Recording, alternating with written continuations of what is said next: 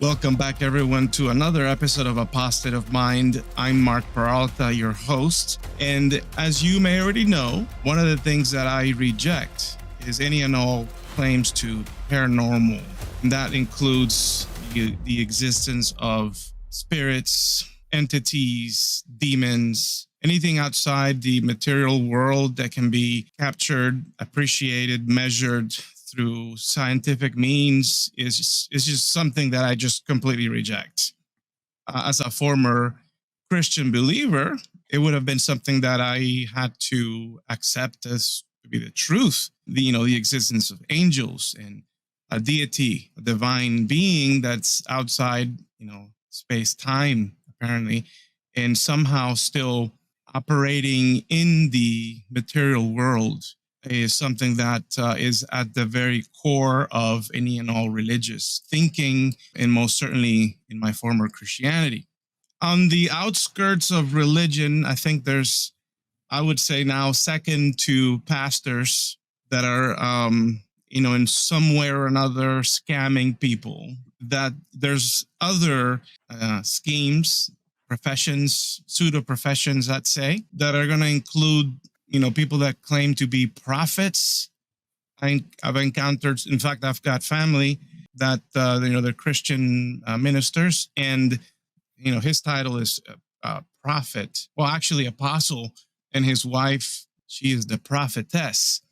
And so they claim to hear the voice of God, and they intercede for people and claim to do all kinds of different things. But beyond that, and I'd say maybe even not too far from this practice, you've got so-called psychics, people that claim to operate and actually do things with the spiritual realm and hear the voice of, whether they call them angels or they call them entities, they have several names for them, but essentially they're claiming to have access to a realm that is otherwise inaccessible to most folks. So, and then beyond that, you've got different things like tarot card readers, and you've got the mediums, and you've got people that make a profit using so-called haunted house, all that stuff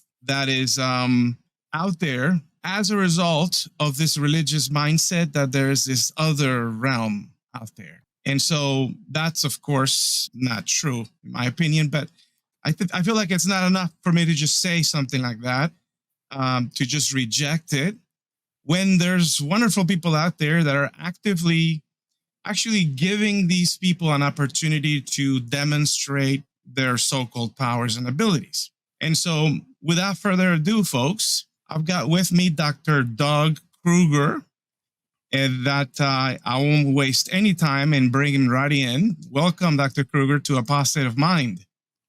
Glad to be here with you, Mark. I'm very excited about your show. I really enjoy that there are people out there that are fighting the good fight, as they say, that are telling the truth and taking it to the people and letting them know what's what. Because, wow, I thought that the interest in the paranormal and so on was starting to fade away a few years ago. I thought, well, you know what, the non-believers are winning, and the belief in paranormal also is dwindling and so forth. I could not have been more wrong. I didn't anticipate that there would be a resurgence, and it seems like, at least to some extent, in some areas, there's a resurgence in the following respect. There are fewer people believing, okay, in these sorts of things, but the ones that are still believers are more vocal, and they have more political power, and they have more of an audience, because now, the internet is famous for two things: God and porn, and that's that's the two big camps on the internet. And sure, now every pastor or wannabe pastor can have a channel too.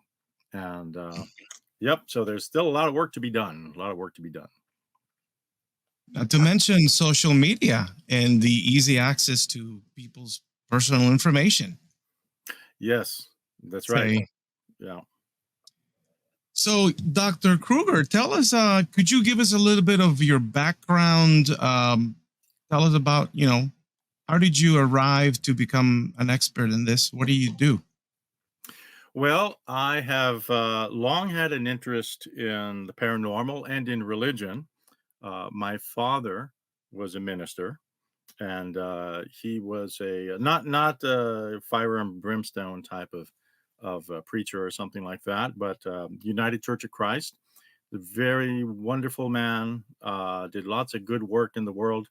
Uh, Rather than have a church, primarily he considered his ministry to be helping the poor and to be doing community organizing and that sort of thing. So really doing a lot of work in the world. If more Christians were like that, uh, we you may not need to have a show, right? But I um, agree. yeah, and so um, but what happened was I was growing up, and believe it or not, I got an interest in magic, prestidigitation, and so forth. And but sort of along with that, I started wondering if people could do real things like that. Mhm. And so I was a big fan of Uri Geller for a while, and no, this would be back in the mid '70s. I know you're thinking, "What? You don't look that old," but yeah. Anyway, so Oh, yeah, he was very popular. He was Oh, absolutely. He was global. huge. He was getting on TV. He had an appearance on the Tonight Show and so on, which was disastrous. But so I started thinking, and I was reading about flying saucers. This was when I was a teenager, right? Mhm. And then a tremendous thing happened. I found just by accident, I found James Randi's book called "The Truth About Uri Geller," and I read this book and I thought, what? I've been lied to all this time. This guy is just a con artist. What? And and then I read about Harry Houdini, one of my idols in magic. I just love this guy. And he had a whole half of his evening show near the end of his career was devoted to debunking psychics, or at that time they call them spiritualists. And and I thought, wow, this there really are people out there just lying. I don't know if we can say that, but yeah, they're out there lying to people. And so, I myself was a magic apprentice. oh, really? Yeah. Oh, Yeah, I excellent. love Oh, card magic. I don't do it too often enough to remember all the tricks and everything. But yep. part of my learning is I then it got into a little bit of mentalism. Oh, And yeah. I've done Yeah. some mentalism tricks, a lot of fun. And I've noticed that there's some tension between the mentalists and even like sleight of hand magicians, and then those that have like paranormal claims and stuff. Like they Yeah. don't like each other. Can you tell us why? Well, it seems like there's an interesting line that magicians don't want to cross. They don't want to start doing things basically to start a religion. Okay.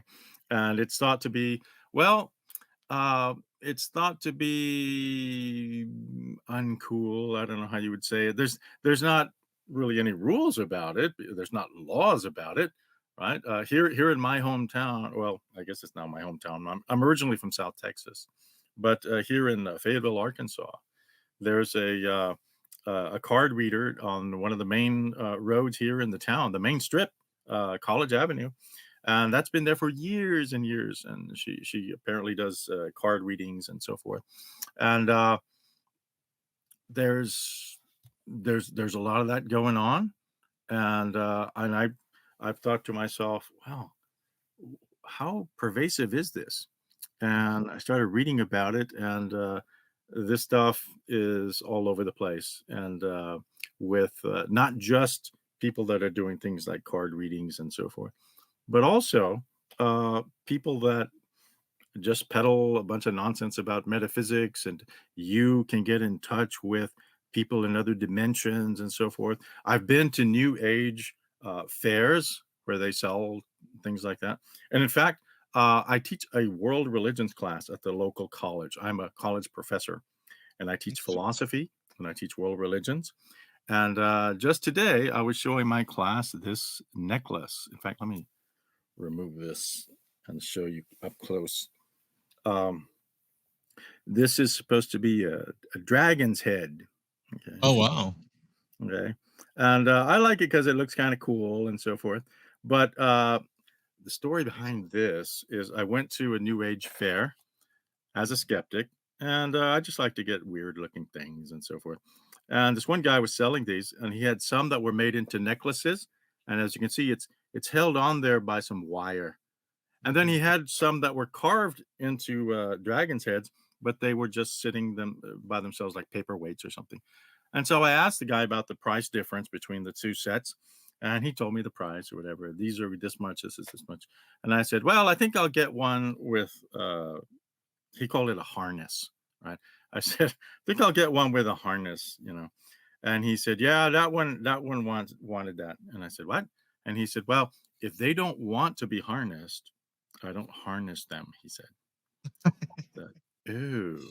Okay. So you have to ask, please, Mr. Dragon, can I put you in a harness? You know, something like that. And that was not the only time that someone told me about a spirit in a crystal, because I was very fortunate to come across something like this at a New Age store. You can see this looks like a Oh. skull, right? A skull. Mhm. This I don't know if anybody out there is familiar with the famous Mitchell Hedges crystal skull, which is much larger than this. But anyway, there was a prototype in the British Museum that was a prototype for the Mitchell Hedges skull, and this one looks just like the prototype. It looks like it was carved pretty much in a very similar style. But when I bought this, I was at the cash register, and I half jokingly I told the fellow, "Well, I guess I'll have to think of a name for it." And he said, "Oh, no, no, no. When it's ready, it will tell you its name." You know, I thought, "Oh, okay." Wow. And of course, my first thought was, "What century am I in?" Right? I mean, people really believe this? Well, it took me a long time to convince myself of it, but yeah, people do believe this. Mm. This kind of stuff and more. I mean, this is just the tip of the iceberg. So I thought that the human race was making a lot of strides toward the rational, but there's always going to be these things are in some sense cyclical. I mean, there are fewer believers in the United States than there were 20 years ago.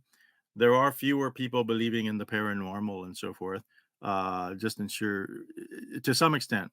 But it depends on what you ask about.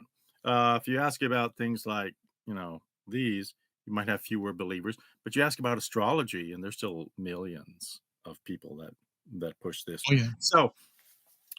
So my story is that when I came to Arkansas, everybody told me that oh, it's going to be full of fundamentalist Christians and so forth. I came from South Texas, right, where it's primarily Catholic in the place where I was in very southern tip of Texas.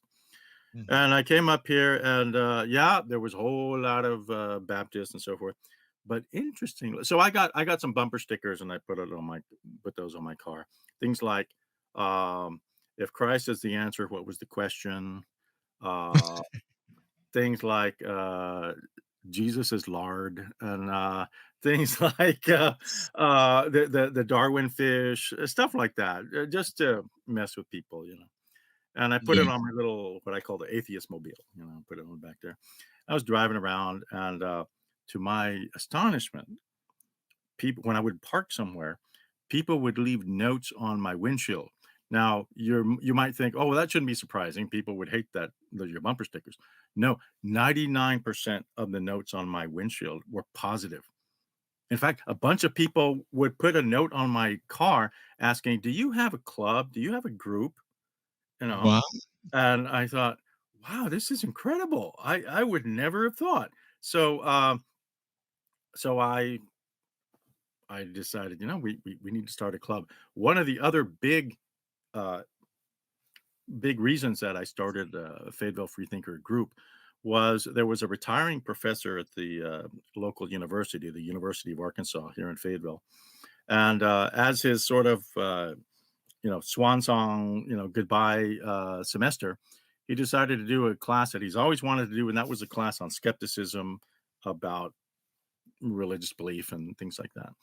And so it was a little bit skeptical, and he wanted me to give a talk on the subject of atheism. And so I wasn't an atheist.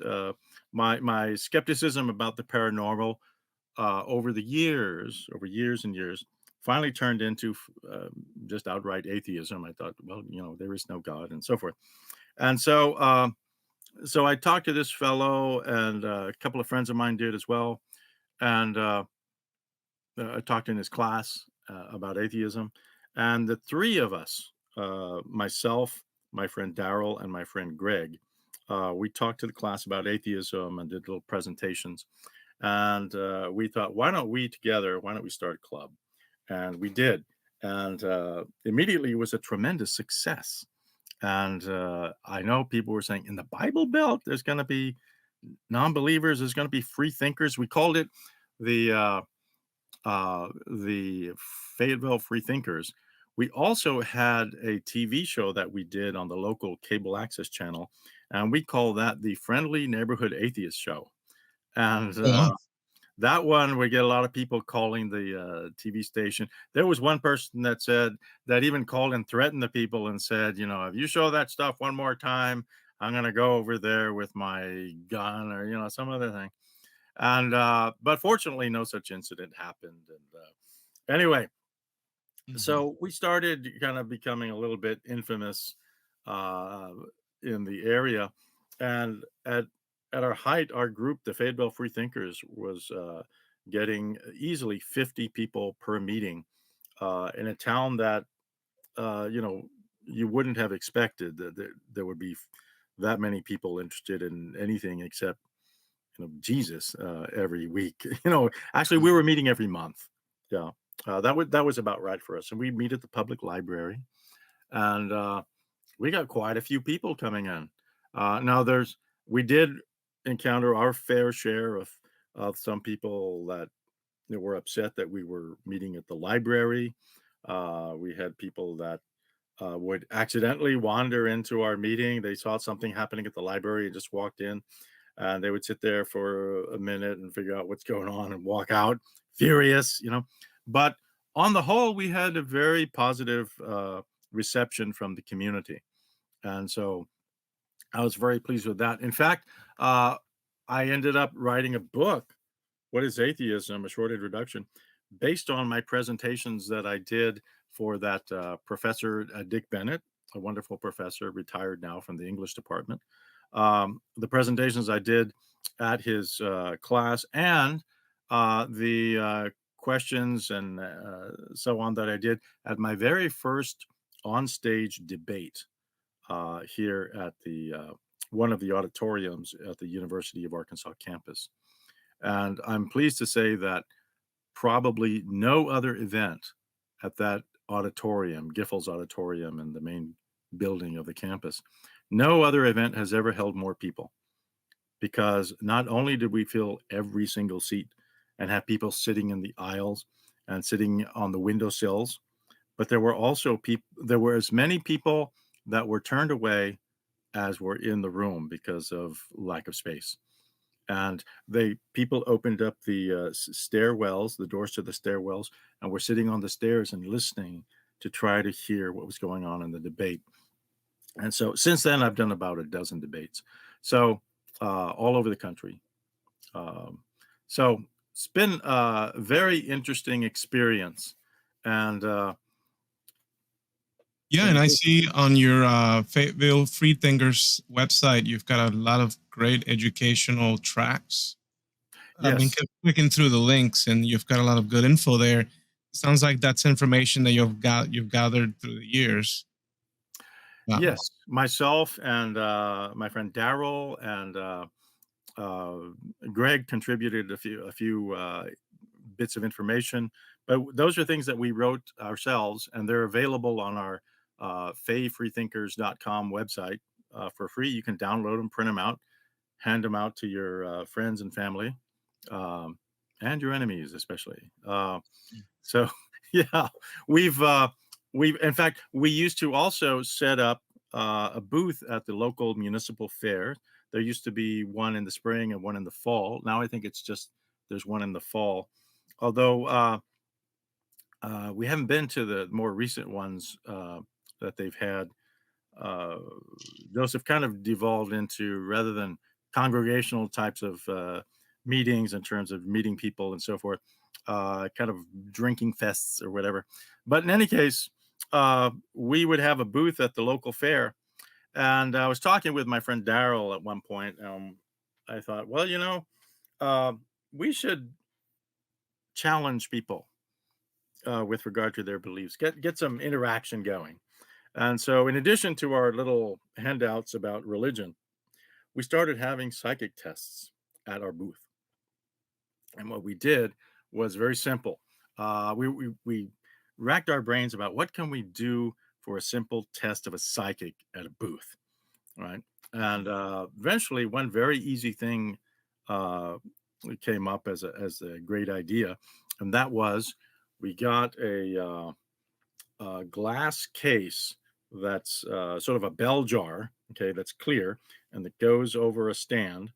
And at the bottom of the stand, we have a little ramp, okay, and sealed inside this jar, right, that's upside down with its mouth down, sealed inside there is a little styrofoam ball, which is so light, the slightest breath could make it move, okay?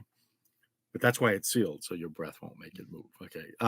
So we just have it sitting there, and if people come up, and it says win some money. I forgot how much we were saying. I think it started with like $50, and it was like $100 or whatever, and it went up from there. And so people would say, "What's that?" And we'd say, "Oh, that's our psychic test. We don't believe that there are psychics. So if you know any psychics, why don't you have them come and take the test?" They said, "Well, how do you do it?" I said, "Well, you stare at the little ball and you try to make it go up the ramp until it reaches this little indentation, and it sits there. But you can't touch it. You can't touch the jar. You can't touch the table or whatever. You just make it move with the power of your mind alone." And so we have had a lot of people just sit there and stare at it. Right? In fact, there was a local organization that billed itself as a metaphysical school. Okay. And they would Oh teach wow. you. Yeah. In their classes, their list of classes, they even had telekinesis, right?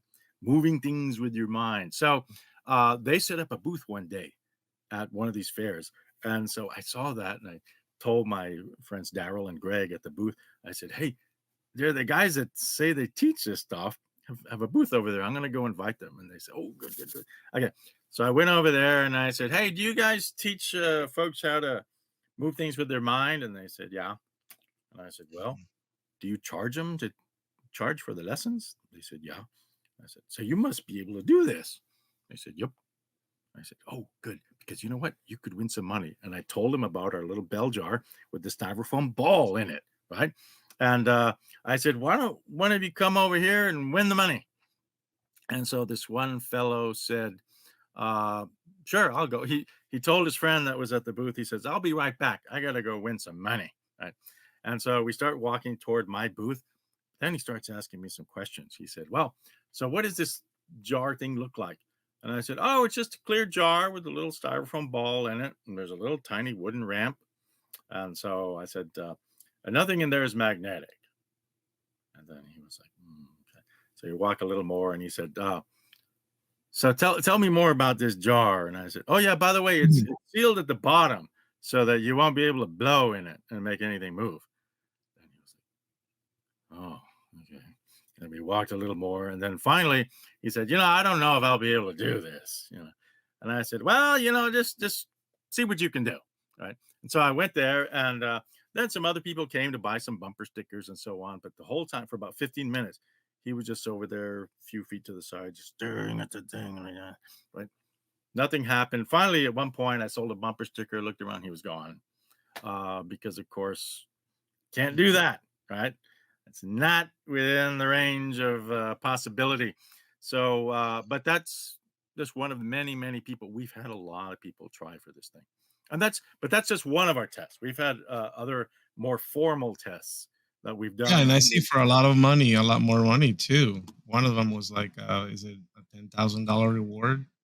Yes, yes. Yeah. In fact, back when James Randi was still around, uh, he at one point we had this one test we were going to do for this one woman in the area, and we wanted to make this a very scientifically rigorous test, and we wanted some input. And my friend Daryl called James Randi and talked to him about it personally, and got some interesting feedback about this. And in fact, by the way, I was present at a psychic test in Las Vegas when James Randi's organization tested this one woman who was a dowser. And she claimed that she would be able to tell which, I think it was which card was, or which envelope had a card in it, or something like that. There was a series of envelopes that had, yeah, that's what it was, different cards. Each card of a deck of cards was in an envelope, and each one of those envelopes was put in another envelope. Okay. So there were these double envelopes basically of all the cards. Somebody would randomly pick a card out of another deck, like let's say the three of hearts or whatever. And then the woman had to, with her dowsing rod, she had to find that in the sealed envelope deck. And she failed. Okay. But that was an interesting lesson in how to structure a test, because everything had to have the correct conditions. The last thing you want is for a psychic to fail a test and then they say, "Oh, well, it wasn't a fair test," right? "Oh, they cheated, or they did something or other, or they didn't give me a chance to, contact the spirits, or whatever it was." Whatever excuse. I mean, they always come up with excuses. Well, maybe not always, but often. The light's creating static energy that's holding the styrofoam down. I Yes. imagine you heard that. Yes, and that's, yeah, I think was it, what was it, Heydrich, that fellow who did it with, Randy's test? The, yeah, the yellow pages. Yes, with, moving the yellow pages, yeah. Yeah. And it's like, well, if you can overcome gravity, why can't you overcome static electricity? I mean, really. But, so, what happened was that I was there in the room with about, I don't know, 500 other, skeptics, and we were told, if any of you laugh or make noise or make any kind of disturbance, this woman, if she when she fails the test, is going to claim it was because you were distracting her. So somebody told the whole group, the whole room, gigantic room, 500 skeptics, nobody make any noise. And we didn't know it when they started the test, but that test apparently was, there was a live feed somewhere, and we were so quiet that nobody knew there was a live audience there present. That's how quiet we were. 500 people, and not a peep, not a sound, not a chuckle, nothing. We watched as this woman, she I think she had flown all the way from Denmark to Las Vegas uh, to fail, right? And yeah, anyway, so one of the things I learned from that is that you need to have a structure for your tests. You need to let them know ahead of time what the test is going to be like, with in every detail. And you also have to ask them to agree that the test is fair. Okay? Because if Yeah, I they're was going going to to say, ask. Yeah. yeah, exactly. Because if they're gonna try to come up with excuses, the first thing that they're gonna want to say is the test was not fair. This doesn't really test my abilities. So you structure a test specifically for those abilities, and you ask them, after you've explained every detail, does this sound fair? And if they say no, then you work with them to try to fix it so it seems fair. But yeah, that's a big thing, because that's going to be the number one excuse. Well, they didn't really test my abilities, right? that's not a fair test. They were cheating, or something like that. So no distractions. You do it all according to the conditions that they say they can work in, but you're going to have your controls operative, so they can't cheat. Mhm. Yeah. Do So you follow, or do you have any specific criteria that you use to determine if the psychic's abilities are genuine or not? Like, is there something? well, it varies according to what they claim their abilities are. Oh, by the way, with James Randi's $1 million prize for his tests, he was at one time. I don't know how they do them now, but he was requiring that there be some sort of preliminary test so that someone can move along in the I guess move up the ladder and then go for the big $1 million prize. And James Randi told my friend Daryl that our organization, the Fayetteville Freethinkers, could serve as a preliminary test. Okay, because we're going to have very well structured tests. So, in the case of this, well, let's see, we had, yeah, we've had a number of people claim to have psychic powers come and do tests for us. We had this one fellow that said that he could change a picture that was already taken, right? So you give him a picture of something, and he can concentrate and then change it in some way. And so, Hmm. so I talked to this fellow about what kind of conditions he could, he would allow. Could it be a printed picture, or actually, I wanted to have a gigantic screen with picture on it for our group, the Fayetteville Freethinkers, so that everybody could see the picture at once. Because if it's just a little photograph, it's going to be kind of hard to, for everyone to see. So I said, could it be an electronic picture? And he said, sure, yeah. He said, I can change it. And I said, okay, great. And I said, what can it be a picture of? Anything? And he said, yeah, pretty much anything. And I said, okay, how about I find a picture of clouds? Okay, some clouds. It's very simple. And then I put it up on the screen, and I'm going to have that picture on the slide, and then the original that I got it from on the internet, and we'll compare afterwards and see if there's a difference. And he said, Okay. that's fine. Right. So he shows up on the appointed day. He looks up at the screen. I got the picture of the clouds, and I said, okay, so change it. And he stared at that thing. I asked him approximately how much time he would need. And he said he would need about 10 minutes. How long does it take to render? Yeah, that's right. Oh, And and I also cautioned our Fayetteville Freethinkers, don't make any noise, don't no laughing and all that. But you know what? There was one person in our group that was sitting near the front that started whispering to somebody, and I had to go and tell her, no noise, no noise. mhm. And so the guy stared at the screen for a while. He claimed, oh, I've changed it. Right? I said, all right, let's take a look. So I put the two pictures up side by side. Nobody, and I asked him, well, show me where the difference is. He couldn't show me, and nobody else could see a difference. And so we had to conclude the test was not successful. So at Mhm. least not for him, right?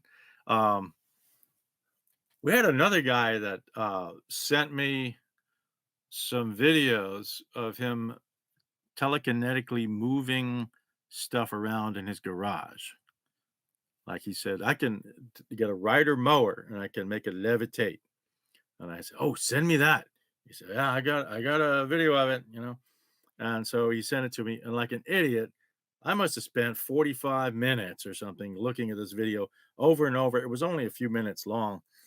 There was nothing moving, nothing moved. And so I finally responded to him and I said, look, why don't you come in to our Fayetteville Free Thinkers and move something with your mind in front of us? Because I don't see anything moving. And you have to do it in front of us to win any kind of prize. But no, he wouldn't do it. Once he saw we were getting a little serious about it, he wouldn't do that.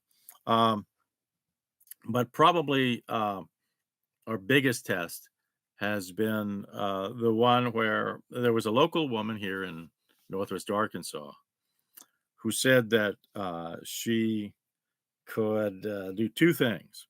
Okay. She could find dead bodies that were just lying around under the ground, right? And she could also tell what gender they were, right? Without Mm. digging them up first. Let me add that. Okay. And so now she said she was about to take out an ad in the newspaper, and she was going to start a business where you could hire her. Let's say if you bought a piece of land here in Arkansas, or I guess any nearby area, and you wondered if there were any dead people on it that you didn't know about, um, that you could call her, and then she would show up with her dowsing rods, and then she would just walk over your land and tell you if there's any dead people on it, right? Now, she was asked, like, why do you think there might be a bunch of dead people in people's land that nobody knows about?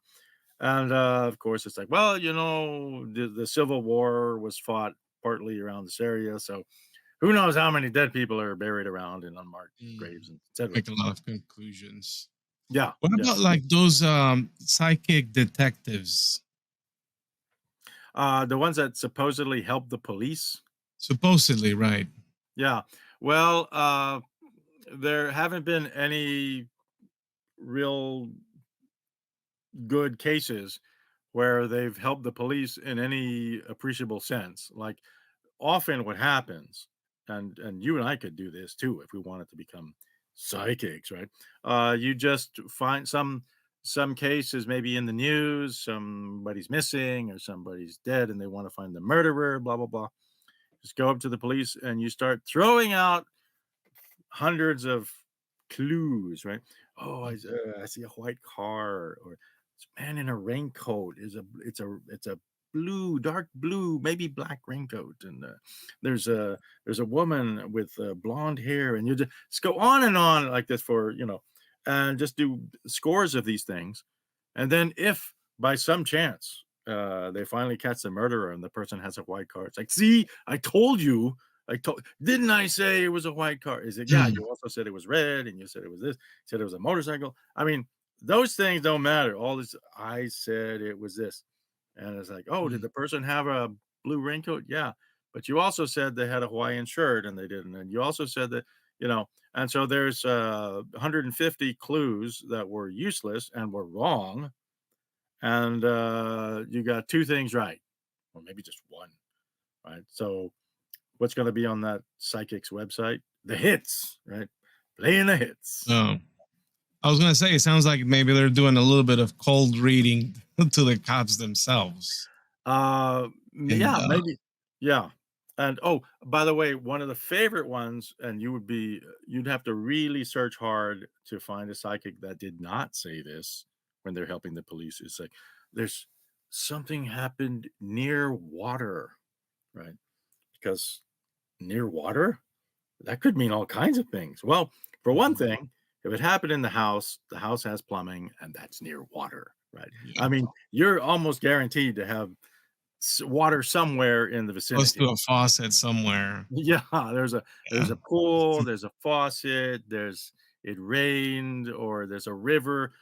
Here in my house, there's a stream. Well, of course, we have plumbing, right? That's new in this town. No, just kidding. There's a stream just half a block from here. And so someone can say, oh, somebody died in this house. Ah, it's near water. So what counts as near also is a big question. Oh, there's a river a mile away. That's near water, something like that. So have it water, and then you just throw out various people. There's a tall man. There's a woman with blonde hair. There's this guy with brown hair. There's like a person that has injured leg. There's another, and you have a whole host of characters. If any of those is even remotely close, then they're going to claim that they got a hit. So, Mhm. Yeah, I'm getting an L sound. yeah, and there's somebody's. The name starts with an M. Uh, Yeah, you never get like, oh, the person is named Rigoberto or whatever. No, it's always like, is it John or James or Mary, Maria, Marie, and and so on. You get the most common names. So, by the way, I sometimes when I'm talking to my classes about this kind of thing, I say, if you ever want to talk to your relatives after you're dead, make sure you have a very common name, and they'll find you. Because yeah, you never get the unusual names. Mhm. So Agostino Yeah. is coming through. It's like, no, it's John, Mary, Fred, and Yeah. so on. It's what is it? It's a father figure. Yeah, I see So somebody. so Somebody's behind you. It's a man. Who could that be? It's like you're the that's the thing. psychic. Like when I talk to people that are like still insisting on like psychic mediums and that type of thing, which seems to be like of all the paranormal uh, careers, if we could call them that, that seems to be the one that it gets getting the most attention nowadays, or at least because of television and everything. So it's always to me like when they're demonstrating, if your evidence is their network, it's their television show, um, that's not fair because who knows what's happening in the editing process? Like who knows what's going on behind the scenes? Like What do how you do mean, you like know? You can't know, and so the people goes to talking to the show you, dead and so forth? yeah, it just goes to show you the importance of what the work that you're doing. That's why I'm mentioning it. It's because like you've got to have it where you are allowing for some methodology, scientific criteria, so that you can uh, do away with the possibility that there's trickery going on. Yes. You know, Yeah, and, fortunately, my background in magic, as well as, by the way, my friend Daryl has, something of a background in it as well. We're able to design tests so that, people aren't going to be able to, uh, for example, move things with their mind. So one of the first things we thought of when we thought originally we thought of having a ping pong ball, or I think we did have a ping pong ball at the bottom of our bell jar, and we asked people to move that. But then some people were saying that was a little heavy, right? A ping pong ball. So we got a styrofoam ball, but then our first thought was somebody might be able to blow and if we don't seal this jar onto the wood, then they might be successful in moving it. And so we have to think of all the ways somebody might cheat. Okay, and there's a lot of them. There's a lot of them. Yeah. Um, so we've what also. about? Oh, go ahead. I was gonna say, what about people that claim to have lived past lives and that sort of thing? Like, there's one that's out there in the social medias all the time that is about this kid that was a pilot in World War II or something. And so he grew up like having all this knowledge about airplanes of the era and all this other stuff. I dug a little deeper into that story. Forgive me, I forget the name. I don't know if you recall that one. I don't think I'm familiar with that one. Okay. His family is all into like airplanes. He grew up in that environment, like where he's just fascinated with war and all that. But Yeah. anyway, like, what have you come across people in your research that claim that sort of thing? Um, no, but I do not personally, but I have talked to. I have researched some of the more famous cases in history of people claiming to have past lives, and at least in Western society, um, because there are cultures.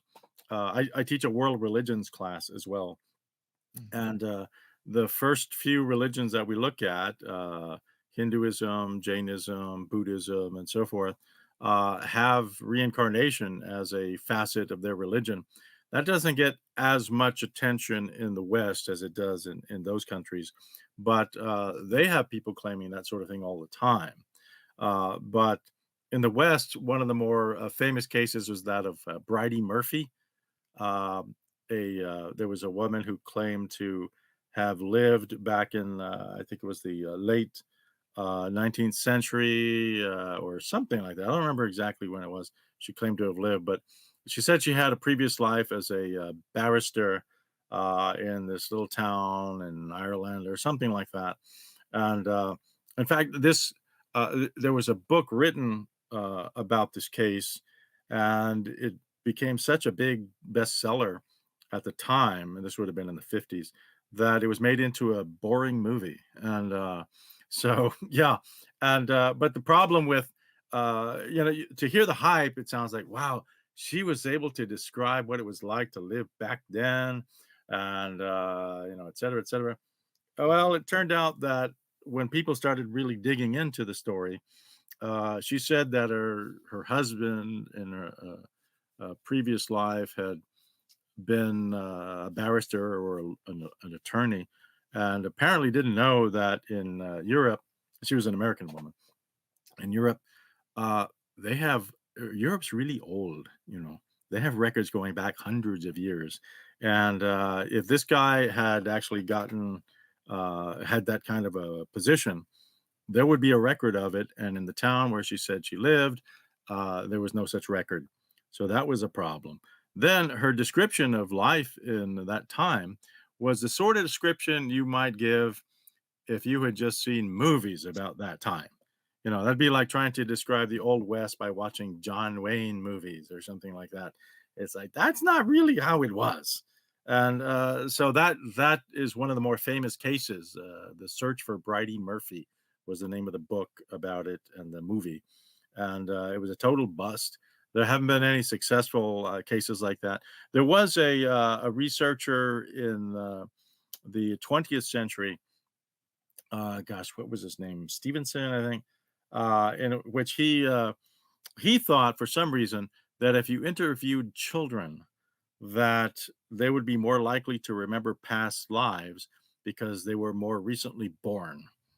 And so he had his researchers. He had an assistant named Ransom. That was his last name, and he had that fellow go with him on interviews with young children in countries that countenance the idea of reincarnation, which is interesting because if you went to some grade school here in the United States and said, can we talk to some random kid for 10 minutes, and I said, well, tell us about your previous life, they'd be like, what are you talking about? What are you not, right?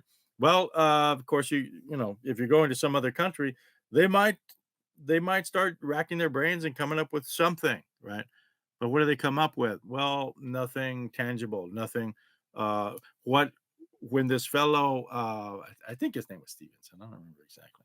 Um, when he published his findings, researchers said, well, one of the big problems was when he was interviewing these kids, uh, he would ask them about where they lived in a previous life, and they would give descriptions of houses. He might find a house, and then those people, that family, would talk to the kid and so forth, and there was interaction between them. And then when he was asking questions about, well, what describe the house? Well, they'd been in the house, and that's how they could describe it. And in fact, his own assistant. The guy that went on the interviews with him said that the methodology was totally flawed in that respect.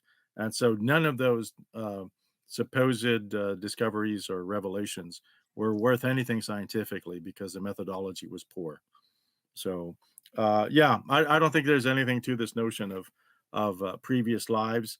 If someone can come up with some legitimate cases and so forth that can withstand scrutiny, I'd like to see it, but so far I've never seen anything of the sort.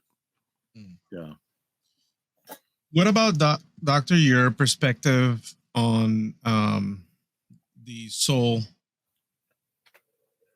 or spirits, the Well, mind? you mean like ghosts or just y- the notion of a You know, soul? like do people have a soul? To Um, me, yeah. I would say no, because the whole notion of a soul, I think, was just a very ancient way of um, trying to explain consciousness, trying to explain how we're able to be aware of our surroundings in a way that many animals don't seem to be able to duplicate, right? And so there does seem to be something that we can do that other creatures can't. And unfortunately, in the ancient past, the only way people could think of to describe this difference was that we had something that the other creatures didn't, namely a soul. And by the way, the notion of the soul is different in different cultures, and so, for example, the ancient Greeks had a number of different types of soul that they thought you might have. For example, some ancient Greeks thought that there were several different types of soul. You had a vegetable soul, which was the ability to grow like plants, and so we had that in common with plants. They had that soul. And then animal soul, which is the ability to move, right? Locomotion. And so we have that in common with non-human animals, right? And then the intellectual soul, which is the ability to think. And ancient Greek thinkers thought that we were unique in that respect, right? And so they thought we had, three kinds of soul. And so the word soul is pretty malleable, and different cultures put it in the perspective they want to see. And so the notion, though, that we have some sort of a ghost within us that survives our death, that's a very interesting thought. And it's all over popular culture, right? When you see a movie about ghosts, nobody questions what is that white thing that looks like the dead guy. Everybody knows what a ghost is, but okay, that's a nice thought. But we also know what hobbits are, but that doesn't mean they exist. We see them in the movies, right? But I'd sooner believe in hobbits than in ghosts. At least hobbits are maybe physically possible, right? Just small people with hairy feet. Mhm. Okay, we'll just leave it there, right? But yeah, Can ghosts think of at are least yeah, one family member that yeah. meets the I'm not criteria. not gonna point to anybody around here, but yeah, ghosts are a totally different type of thing, and one of the things that's inexplicable to ghost believers uh, is okay. Explain how. Well, first of all, how are they visible? Right. What is it that there must be something physical there if they're going to reflect light. So how are they visible? And someone says, well, they're not visible. It's okay. How can we detect them at all?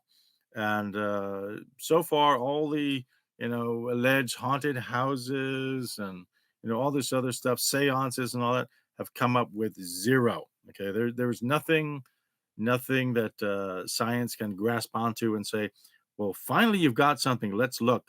And there was a parapsychologist named Susan Blackmore that spent her career looking into psychic and paranormal phenomena. It used to be, I know it may seem hard to imagine in our day and age when colleges are cutting back on programs and money is tight, but way back in the day, in the 40s, 50s, 60s, and so forth, uh, there was money at some colleges, some universities, to study paranormal things. And so there were parapsychology departments in some universities and so forth. And so anyway, Susan Blackmore wrote a book about this, and she said that she finally had had enough. She had spent an entire career looking for stuff that wasn't there, finding nothing, absolutely nothing. There was nothing tangible, nothing detectable, nothing that would be of even remote interest to a legitimate scientist because there were no results. And so, unlike other fields of study, where let's say you go into electronics, you go into physics, you go into some other thing, uh, they're trying to find out how to use or how to harness or how to do things with certain phenomena that are happening like electricity or whatever it is. Parapsychology could not even get to the point where they could show that there was anything there, let alone get to the point where they could explain how it's happening. They couldn't even get to the point after a century of, in some cases, very, very well funded studies.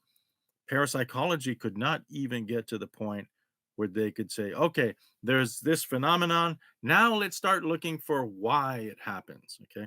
They couldn't even get there because they couldn't even show that there was any kind of phenomenon. And unfortunately, that's where the field ended, and it's pretty much dried up as far as funding for that stuff. There might be occasional private funding for parapsychological studies, but yeah, I think at universities that's going to be very hard to come by these days. What's your take on perhaps one of those that's still at perhaps a university? I think it's University of Virginia. They do the near death experiences.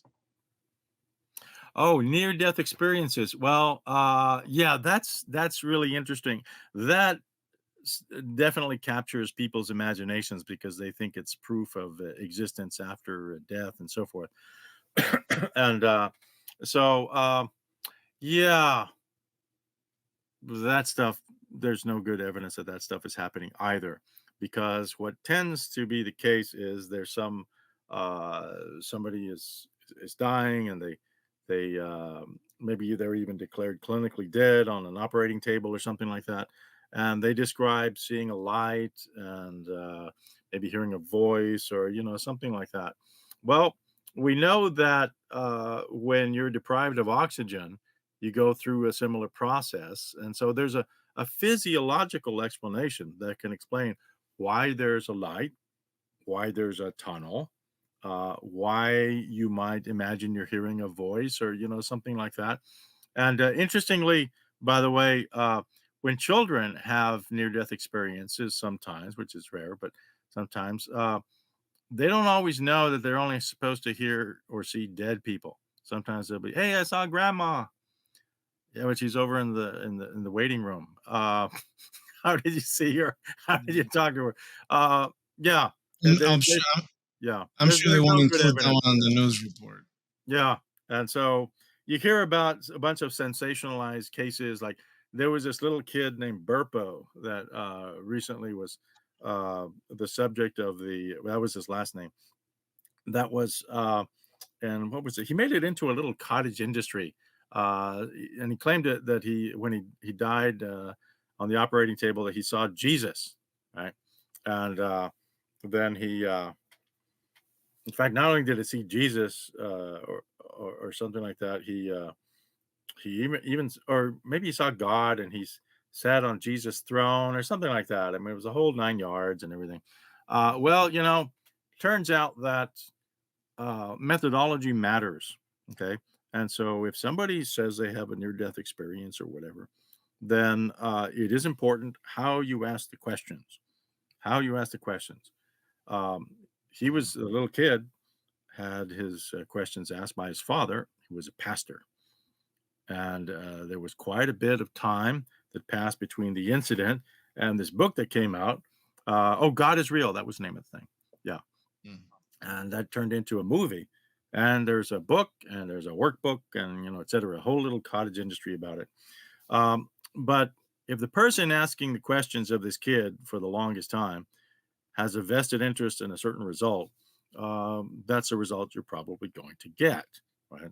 Or is it just a coincidence that people, and not just kids, but people that have near-death experiences over in India, um, they don't wake up and say, "Who's this Jesus guy?" Um, they maybe see Krishna, or they see some other Muhammad. religious figure from their tradition, and you don't see Christians over here in the U.S. waking up and saying, "Who is Lord Krishna? I just talked to him." Yeah, why doesn't that happen? Okay, why isn't there a crossover? Well, it's because you're seeing what you want to see, and you're hearing what you want to hear. That's the best explanation, right? Unless, Well, don't you know the Lord in His mercy, He has the ability to morph Himself in a way that you feel comfortable. so he's a deceiver. Yeah. Yeah, yeah, that would have to be the only explanation for those who want to explain why do people see different things? Why is it culture dependent? And probably, you know what? Way back when, When people in Norway would have near death experiences. It's like, hey, I almost died on the battlefield. Yeah, you did. Yeah, and I saw Thor, or I saw Odin. It's like, okay, yeah. How come people don't see those people anymore? Okay, Mhm. it's because they see what they want to see. Okay, I hate to be quoting the Sixth Sense movie, but yeah, people see what they Uh, want to see.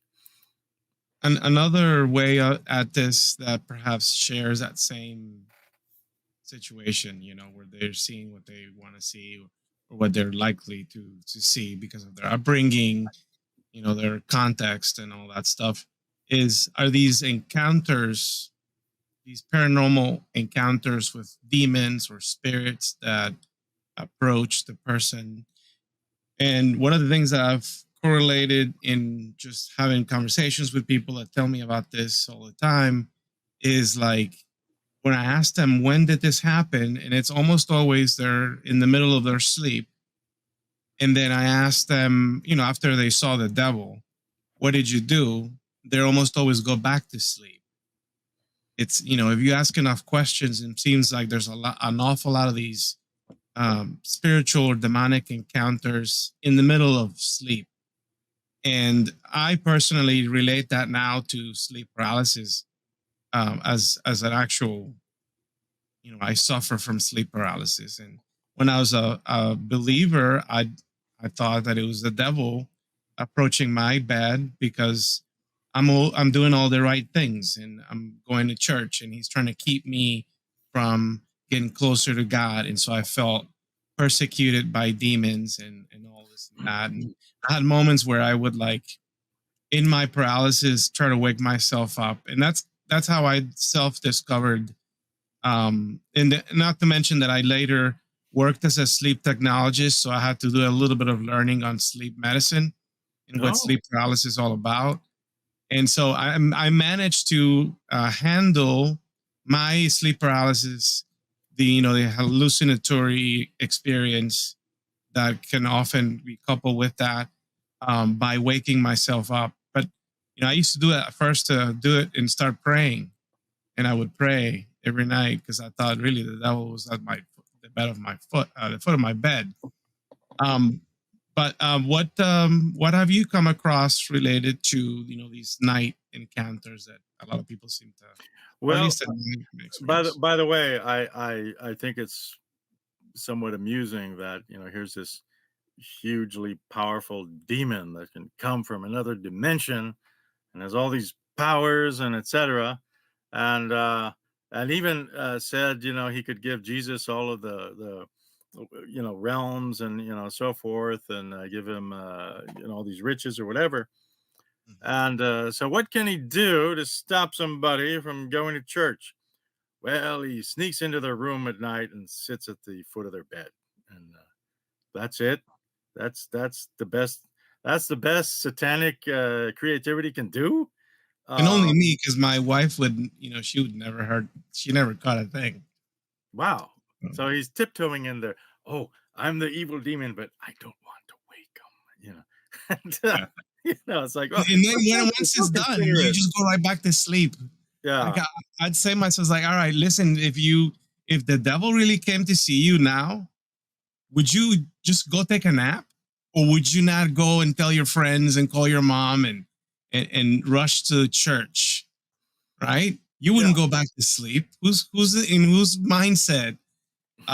You know, Yeah. It's like, oh, wait, there's a noise. Is it a burglar? Nah, just the devil. I'm gonna go back right? to sleep. You know, Yeah. it's like, really, that's oh, the devil has fallen on hard times, apparently. So I can't even scare people anymore. Well, I see some of the scary movies in the theater, and it's like, wow, that's way worse than anything the devil does, apparently. He just shows up on toast oh no, wait, that's Jesus. No, never mind. So yeah, I sometimes get them confused because one of them wants to put you in hell and burn you, Forever. and the other Actually, lives there. So anyway. yeah. Just the other day, and I went to seminary and everything. Like you're indoctrinated into thinking that it's the old and the new Testament God dichotomy kind of thing. got the Old Testament God that's, Very Gnostic. vengeful, you know, and he's merciless and everything. Um, and that the New Testament God is, he's great. He wants to have a personal relationship with you, and he'll forgive all your sins. But as it turns out, the God of the Old Testament or the God of the Hebrew Bible doesn't even have a concept of hell. Right. But the New Testament God will send you there where you'll burn and suffer for eternity. Not even the time you lived or a divine equivalent, a very informed and just punishment, but one that will last forever. And so, Mhm. as it turns out, the God of the New Testament actually is worse and more evil than the Old Testament God. Well, yeah, and in the Old Testament in Job, uh, Satan doesn't even mess with Job until he gets permission. And he's Mhm. given certain rules, like, okay, you can make Job sick, but you can't kill him. You can kill his family, but you can't kill him. And so the devil was constrained by various rules, whereas and there wasn't, you're not going to burn in hell forever type of thing. So the worst that could happen would be in this life, right? Mm. Yeah, it's like, oh, I hope Yeah, God's not making any more bets, because I might get sick or whatever. So yeah, yeah, that's an interesting observation. Yeah, yeah, it's much yeah, worse in the New Testament. But plus, yeah. I sometimes wonder what Christians tend to make of. Let's see, what was it? Second Thessalonians 2:11 and 12. Um, that says that God sometimes causes people to believe lies so he can send them to hell. And Mm. that's an interesting verse. I sometimes ask believers to explain that to me. It's like, well, if God wants to cause you to believe lies specifically for the purpose of sending you to hell, uh, I ask them, if God wants to fool you and have you believe lies, how convinced would you be of those lies? If God wants you to believe them, how convinced would you be?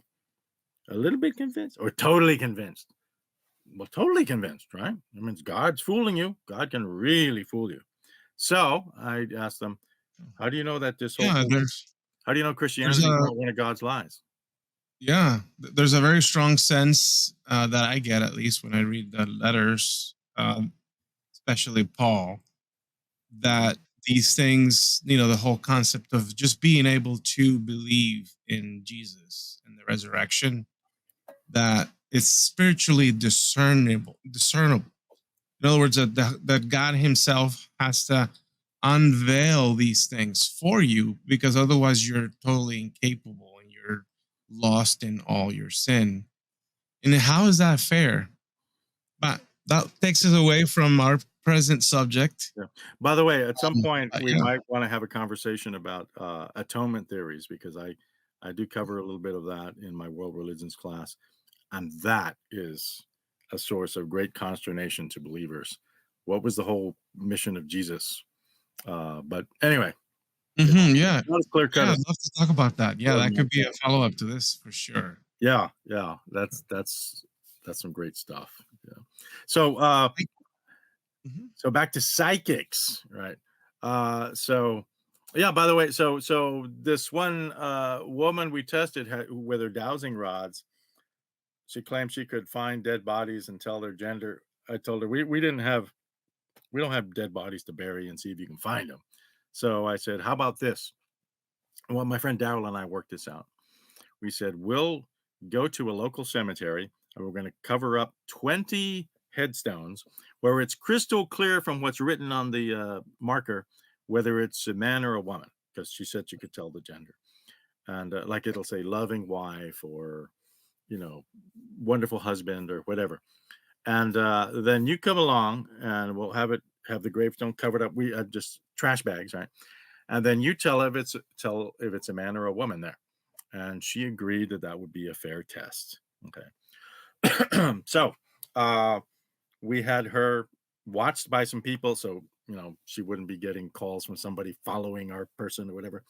We had somebody find a suitable cemetery, and we didn't tell her ahead of time which one it would be.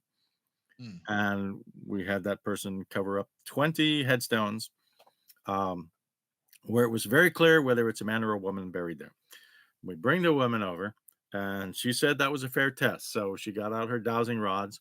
Now, one of the things we had to do for preparation for this test was we went to the local university, and we asked a one of the people in the social sciences um, about data and the correlation. And we said, okay, if she's going to be giving us uh, a yes, a man or woman or whatever, it's a correct or not correct on each one for 20 times. How much would she have to get right in order for it to be way out of line of statistical probability?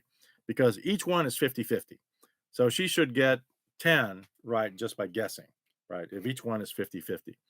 So we were told, we talked to this one fellow, that if she gets 9 or 11, that's okay. That's within the realm of possibility, no problem. If she gets 8 or 12, right, 8 right or 12, that's still the further you get from 10, the more unlikely it is. So we decided that if she gets 16 or better, we'll give her $1,000. Right, 16 or better would be way out of line from the statistical probability. So she agreed to that, and so she went over to the cemetery, and it took a while for her. She had this little dance she did with her little things and with little dowsing rods, and she had these target rings she would throw on the grave ahead of time so she could focus the energy. And then she gave us an answer for each one, and we had a third party record the answers, so she couldn't claim that, oh, the skeptical vibrations were messing with her or whatever. And so we waited. She went through the whole thing, did 20, and so just by chance she should get 10. Turned out she got 9 correct. Okay. Mm. And so my big question was, I said, well, I had somebody else ask for me. I didn't go up to her and ask her this, but why would you ever think that you could find dead bodies in the ground and tell their gender?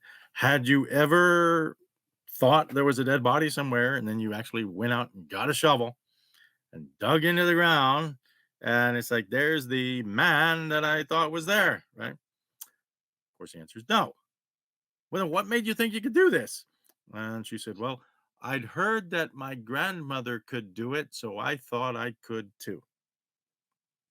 And she was about to start a business for this. Started, Mm. find out if there's a dead body on your land, $50 or I don't know how much she was going to charge, but Oh, that's interesting. yeah. But Mm. I someone in our group saw her about a year later walking around town or whatever and asked her if she actually had started that business because we caught her just as she was about to start that business. And she said no.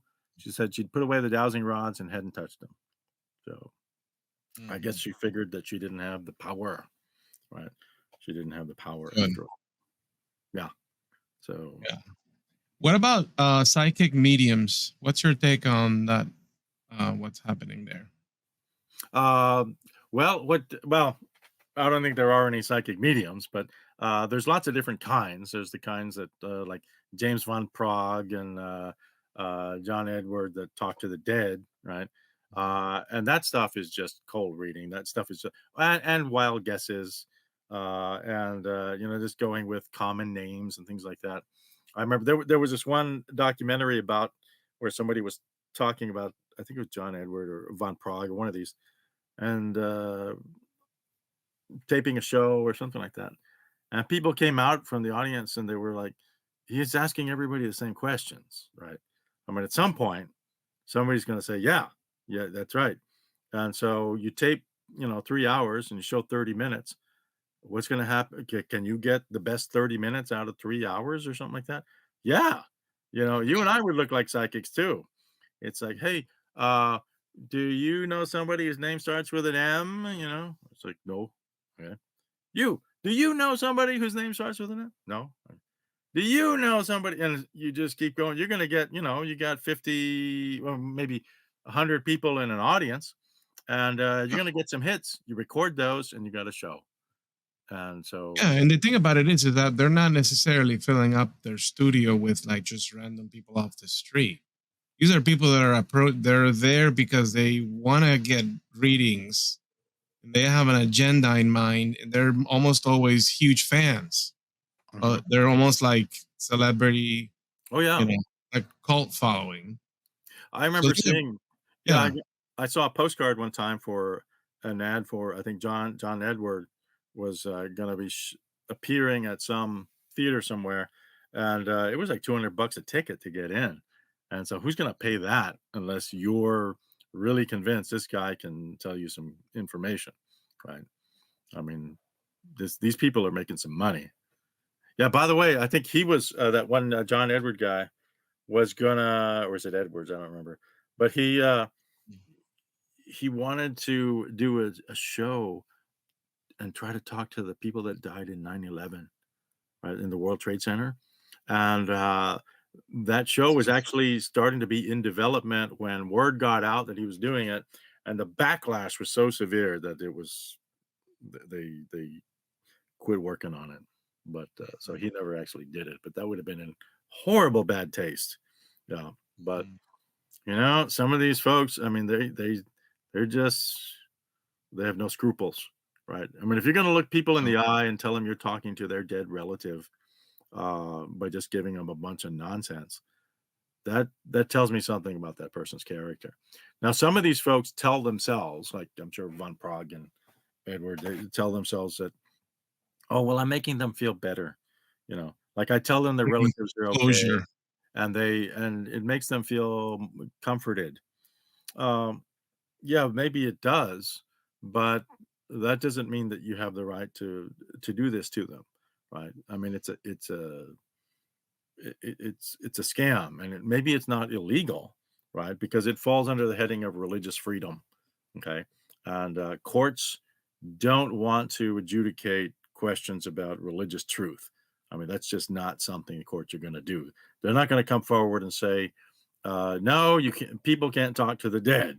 Okay, so that part's not going to happen any more than they're going to say, "No, Scientology is not a real thing" or whatever. No, courts don't get involved with that. That's just not something that's going to happen in the United States. So, so what can you do? I mean, these folks can go around and take money from people and claim that they're talking to dead people. But you know what? Why don't they ever say things that are useful? Like, I'm sure there have been an untold number of, scores of people have gone to folks like this and wanting to know. Oh, Grandpa said that he had a will before he died, and we can't find it. Where is it?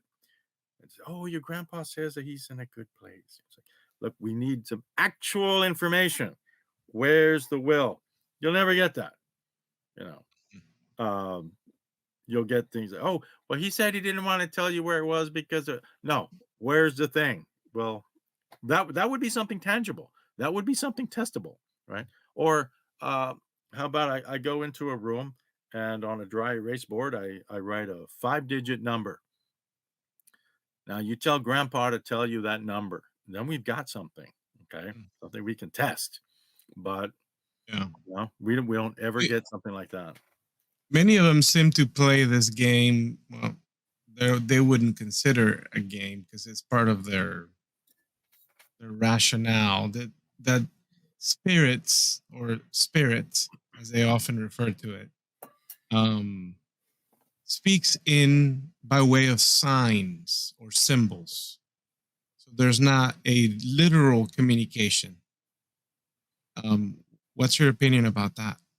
Well, that's just a dodge to get out of. Well, it does two things. It keeps them from having to actually tell you anything uh, informative, and it also allows for changes in interpretation. So if I throw out a symbol that for me may not mean anything, um, or it might mean one thing, but for you it might be something that you're going to force it into a category. You're going to, this person is telling me this is meaningful. Okay.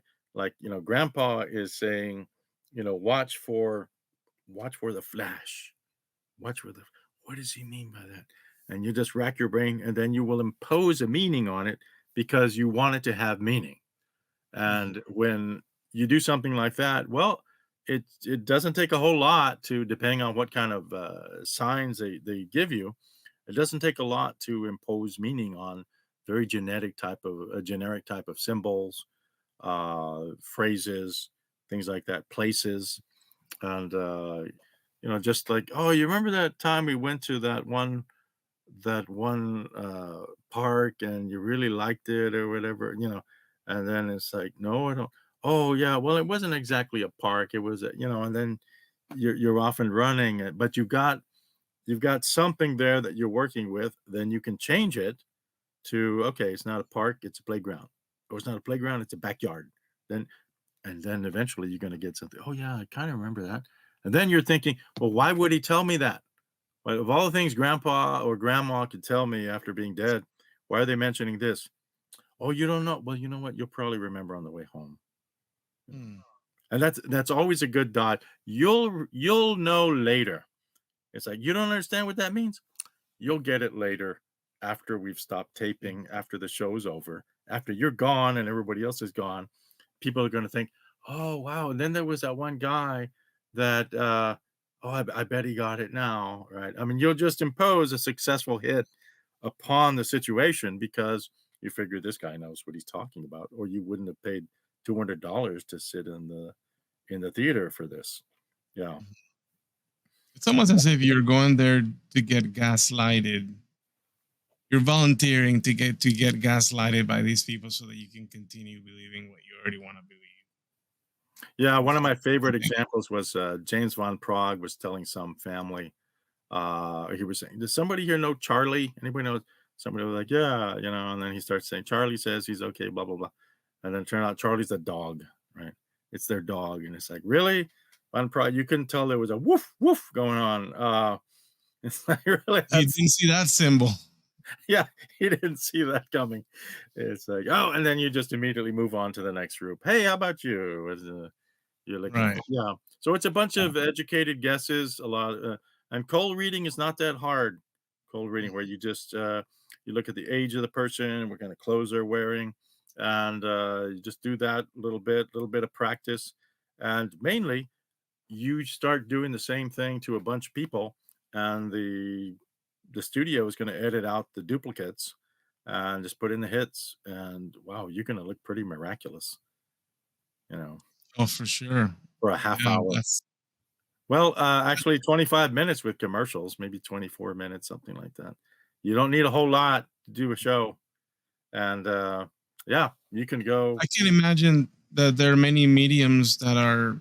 I mean, are they? Is there a way for them to demonstrate their powers under scientific conditions? For those that talk to the dead, Uh-huh. well, yeah, if they could just give something concrete, like you Mhm. meet somebody and say, okay, this woman wants to know such and such, like wants to know where the will is, wants to know the combination to the safe, or something like that.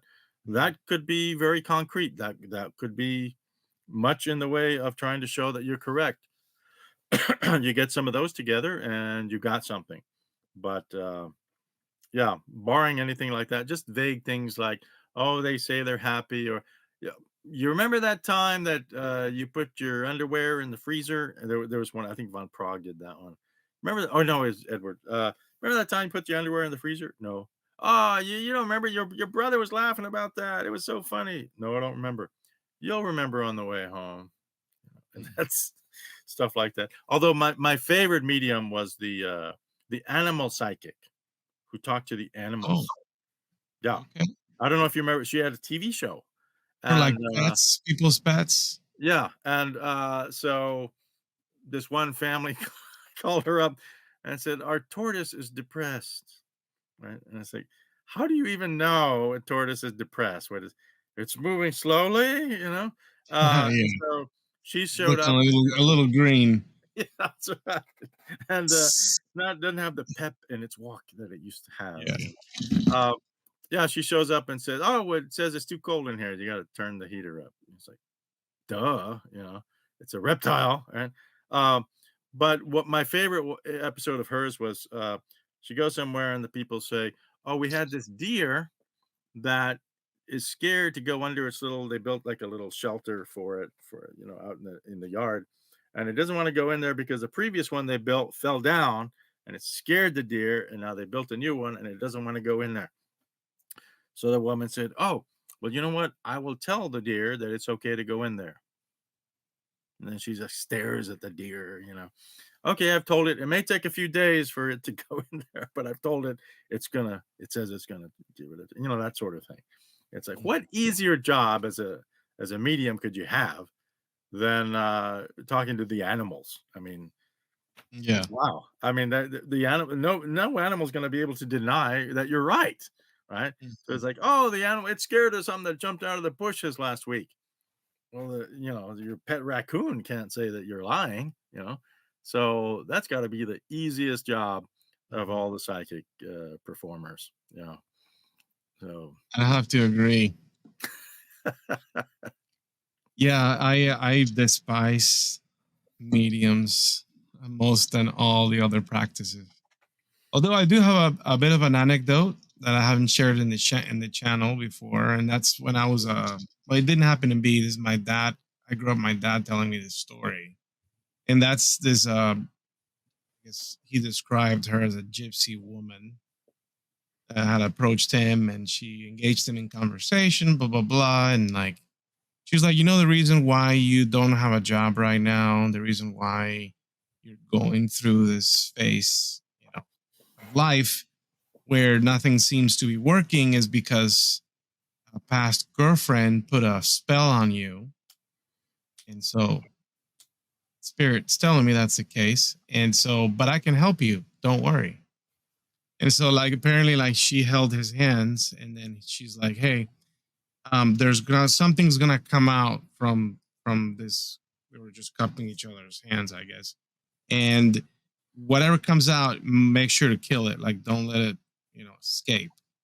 And he's like, okay, whatever. So then out comes, she opens her hands and out comes a black salamander or something. And then so he stepped on it and killed it. And afterwards he paid her or he gave her some donation for removing the spell. And then later, like a month later, he got a job. And so now it's like, oh yeah, the curse has been lifted.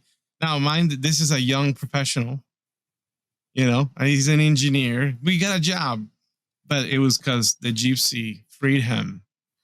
ah, Yeah, yeah. Well, as long as his donation was more than the cost of a salamander from the pet store, I suppose that she's coming out ahead. Yeah, that's yeah, yeah. It's wow. That's yes. unfortunate for the salamander that it has to meet its end in order to promote the con. But yeah, Yeah. You see what's happening there. I'm like, Dad, she could have just as easily, pulled it out of her pocket and then sleight of handed it underneath you, and now you think it somehow appeared because she's doing magic. yeah, yeah. You know. And that's the thing too Mhm. with a magician. If you're gonna say like, "Oh, I'm gonna make something appear in my hands," people are gonna be looking at you really closely. But if you're a psychic, you can say, "Okay, now close your eyes and concentrate." I mean, there's any number of ways that you can make sure they're not gonna be, as magicians say, burning your hands, Right. looking at them intently.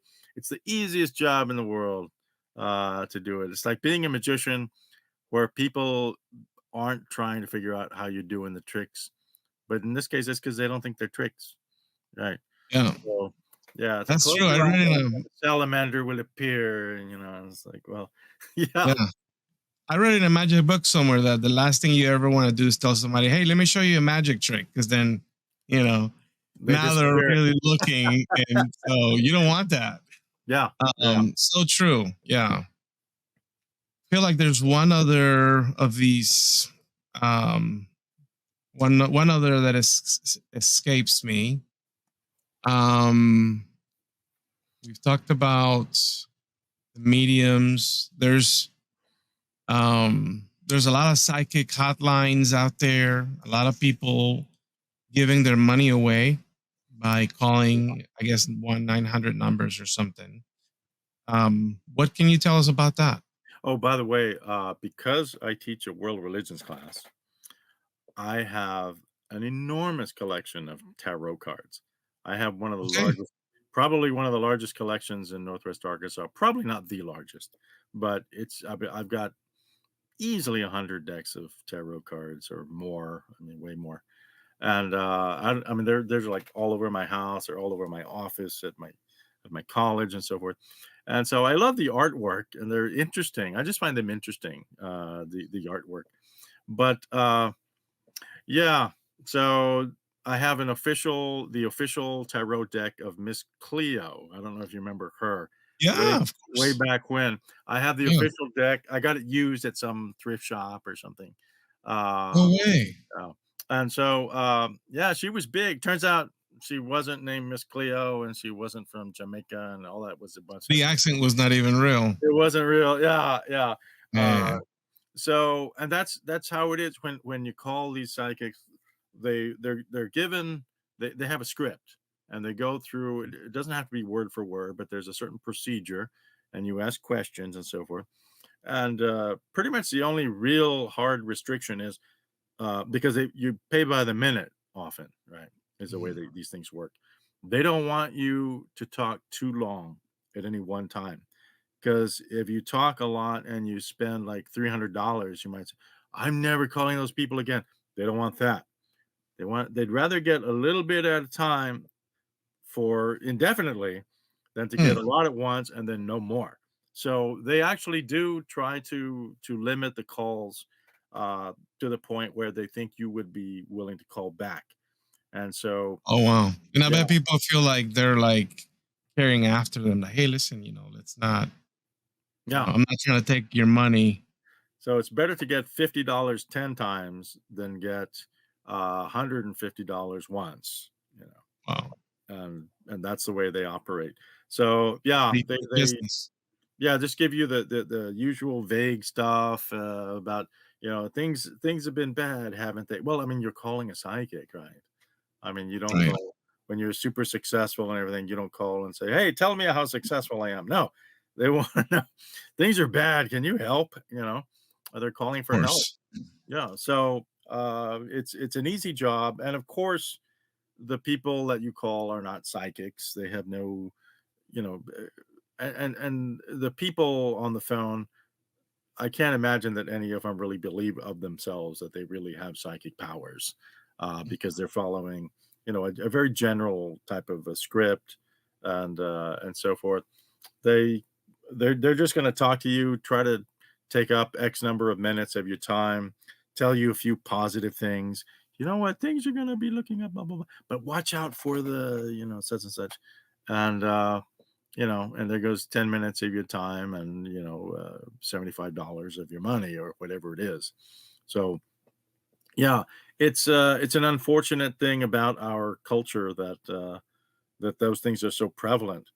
But interestingly, far and away, the most prevalent type of prognostication type of thing in our culture has probably got to be astrology, because the psychics Okay. can't beat astrology in terms of there are newspapers that have astrology sections in the newspaper, and that's pretty amazing. I remember one time I was in a hotel in Dallas, and they had an astrology button on the hotel phone.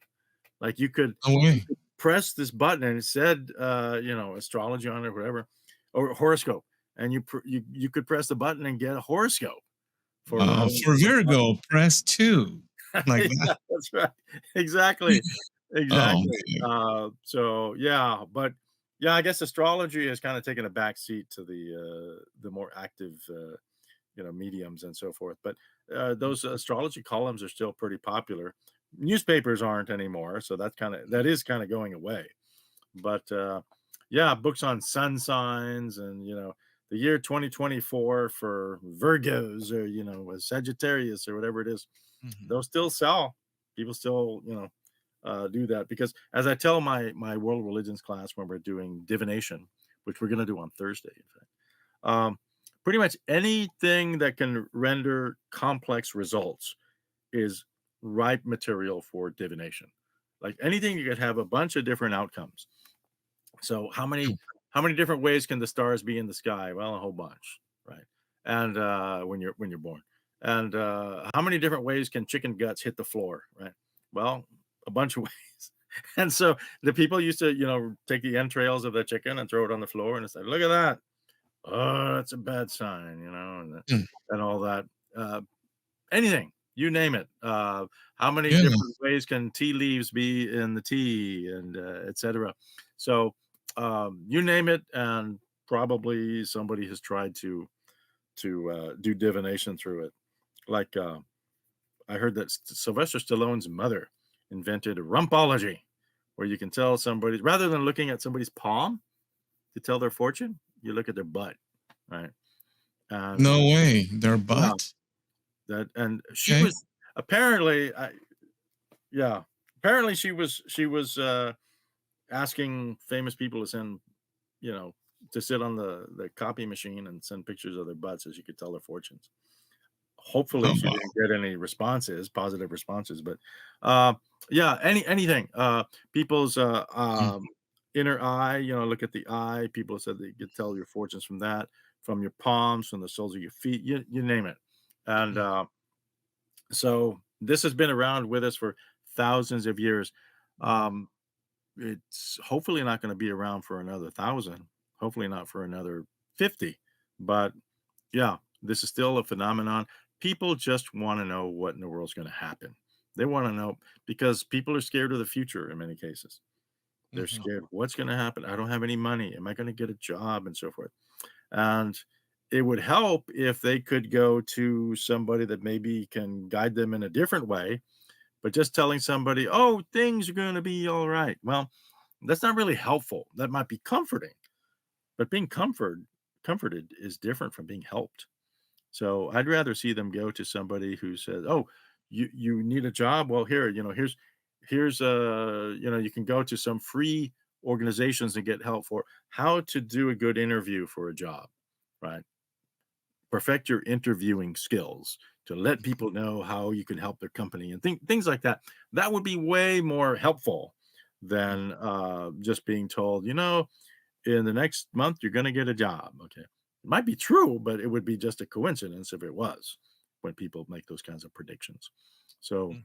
yeah, the bad news about mediums and psychics and so forth is money that's being spent on that sort of thing, that's being channeled into these, in effect, unfortunate and ineffective methods of improving your life, okay, could be channeled in a different direction and have actual benefits to you. It might make you feel good to hear that you're going to get a job, but it would make you feel even better if you actually got one. And Mhm. the psychic's not going to help you get one, right? The psychic just makes you feel better. It's like a drug, okay? It's like which makes you feel better, getting the job or taking the drug, so to speak, the psychic. Well, maybe one makes you feel better right away, but the other is better for you long term. So I hope Eh, that people start weaning themselves off of the short term fix. yeah, and I would it wouldn't I don't think it's too far fetched to say that it's not just like an addiction, but there's an addictive element to it. Whether that's some sort of dopamine addiction, the sensation, a feel good sensation of like, wow, like, you know, I've just communicated with my dad or something like, Yeah, or, the feeling that God is somehow like still thinking about you, like there's some sort of connection to what you refer to as the spiritual that might, trigger some sort of dopamine reward system, that your brain is seeking, and perhaps that's part of the hook to this when people spend that much money and time on it. yeah. Um, yeah, I don't know if we have time for this little story, but a friend of mine, as a semi-professional magician, I know a lot of magicians. There's just one friend, I won't say what his name is, but he's a fairly prominent magician in his area of the country. very prominent. And his mother is on a fixed income, and she started going to a psychic in her area who was a card reader and would tell her fortune with the fortune cards and all that stuff. But this mother, as I mentioned, was on a fixed income, and she started going quite a bit and spending a lot of money.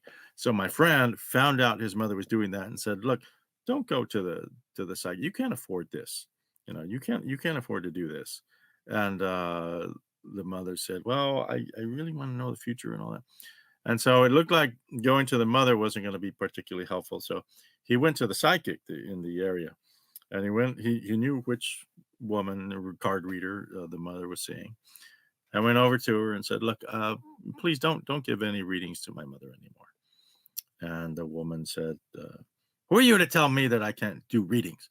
I'm going to do that. I'm going to charge whatever I want. And if she can't afford it, that's her problem. That's her business. My business is I'm going to do readings. I'm going to charge whatever I want. It's my business." So my friend bristled at that, and he thought, "Well, we're going to have to do something about this." So he went home. And by the way, this woman who did the card reading, apparently she really believed in this kind of stuff. So my friend went home, and he knew what kind of stuff she believed. He knew this woman lived in the area, and they were the whole community was very close. So he went home and he got an egg, a raw egg, and being a tricky magician, right? He got a syringe and he filled it with red food coloring, and he made a little hole in the egg, put some of this dye in there, and then got a glass and went back to the card reader woman's house and went into her yard and said, in effect, I don't know exactly what his exact words were, but if you ever give any more readings to my mother, you will suffer ill effects. You will be cursed. You will have bad things happen to you, and your blood will spill just like the blood in this egg. And he broke the egg into the glass and so forth and held it like that. And that woman never gave another reading to the guy's mother. And because she thought that it was actually blood in the egg, apparently. And which I don't know exactly what one would think. If somebody came up to me and broke an egg and there was like real blood in it, I might think a lot of things, but I wouldn't think that it's not my blood because I still got it, right? That wouldn't really scare me, but it scared this woman. Yeah. So yeah, interesting way of solving the problem. Sometimes you got to play the game with them, Yeah, that's what he did. That's exactly what he did. Yeah. Yeah. Fascinating. Well, Dr. Krueger, we've touched on several different areas of this problem. Is there anything else, any other areas you want to touch on before we conclude this episode?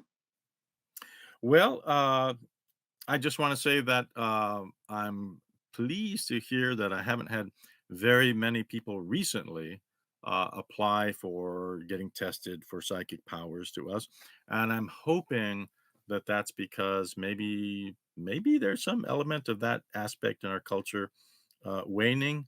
But it does turn out that interest in the supernatural and in psychics and that sort of thing is often affected by economics. And the worse the economy is doing, the more people have an interest in those type of things because they want to know the future. Okay. That's very interesting. Yeah. I've correlated that as well with the apocalyptic mindset of, at least within the Jewish heritage, in that in times of exile, in times of persecution, is when like the subject of Messiah and all that stuff becomes really important to them.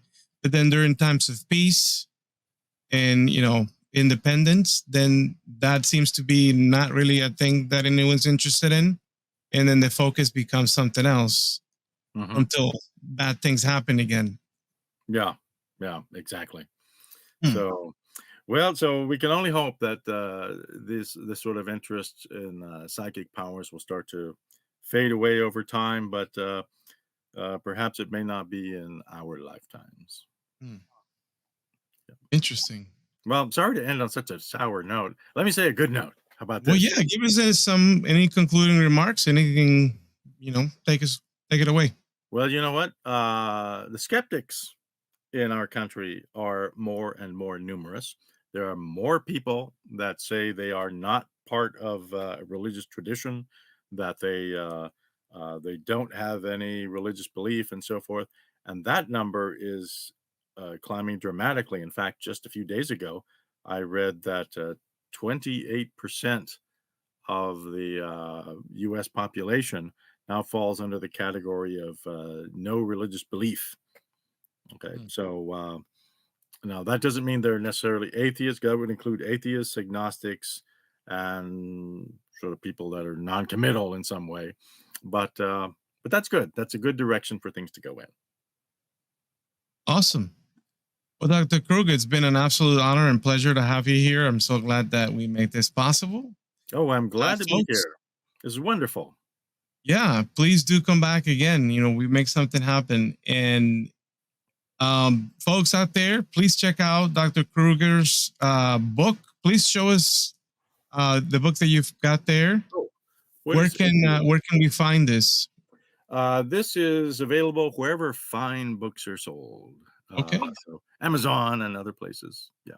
What is The atheism? usual internet booksellers. What is atheism? A short introduction. And in this, I tackle what I thought would be the most basic questions people would ask of atheists.